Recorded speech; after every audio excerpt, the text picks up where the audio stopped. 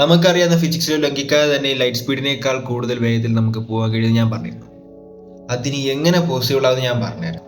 Hi, I am Bharath. Welcome to my UFO conspiracy part 3 day 5. And നിങ്ങൾക്ക് എന്റെ coordinate ഇഷ്ടപ്പെടുന്നുണ്ടെങ്കിൽ ഒന്ന് ലൈക്ക് അടിച്ച് ഫോളോ കൂടി ചെയ്തിരുന്നാൽ നമുക്ക് ഇതേപോലെ വന്നിരുന്ന് കാണാം. പ്രപഞ്ചത്തിലെ ഏറ്റവും വേഗം കൂടിയ പ്രതിഭാസം ലൈറ്റ് ആണെന്നാണ് നമുക്കറിയാം ശാസ്ത്രം.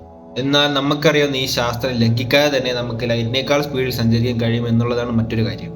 പക്ഷേ ആക്ച്വലി നമുക്ക് ഒരു സ്ഥലത്ത് നിന്ന് മറ്റൊരു സ്ഥലത്തേക്ക് നമ്മൾ മൂവ് ചെയ്യേണ്ട കാര്യമില്ല. അപ്പോൾ നിങ്ങൾക്ക് ചോദിക്കാം, ഈ ന്യൂട്ടൺ പറഞ്ഞൊക്കെ കള്ളമായിരുന്നു? ഒരിക്കലും അല്ല. അങ്ങനെ നമ്മൾക്ക് ഒരിക്കലും പറയാൻ കഴിയില്ല. കാരണം അദ്ദേഹം പറഞ്ഞത് 100% കറക്റ്റായിരുന്നു.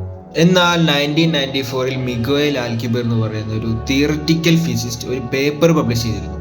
അദ്ദേഹത്തിന്റെ ഈ തിയററ്റിക്കൽ പേപ്പർ വെച്ചിട്ടാണ് ഞാൻ പറഞ്ഞത് നമ്മൾക്ക് ലൈറ്റിനേക്കാൾ സ്പീഡിൽ സഞ്ചരിക്കാൻ കഴിയും. ഇനി അദ്ദേഹത്തിന്റെ പേപ്പറിൽ പറയുന്ന കാര്യങ്ങൾ എന്തൊക്കെയാണെന്ന് ഞാൻ വ്യക്തമാക്കി പറഞ്ഞുതരാം. നമ്മുടെ ഒരു രീതി അനുസരിച്ച് ഒരു ഒബ്ജക്റ്റിന് മുന്നിലേക്ക് നീങ്ങണമെങ്കിൽ അതിന് മുന്നിലേക്ക് നീങ്ങിയേ തീരൂ. ഉദാഹരണം, ഒരു റോക്കറ്റ്, ഒരു സ്പേസിൽ നിൽക്കുന്ന ഒരു റോക്കറ്റ്, അതിന്റെ ബാക്കിലുള്ള എഞ്ചിൻ പ്രവർത്തിച്ചാൽ മാത്രമേ ആ റോക്കറ്റിന് മുന്നിലേക്ക് നീങ്ങാൻ കഴിയുള്ളൂ. ആ എഞ്ചിനിൽ നിന്ന് വരുന്ന ത്രസ്റ്റ് കാരണമാണ് ഈ റോക്കറ്റ് മുന്നിലേക്ക് നീങ്ങുന്നത്.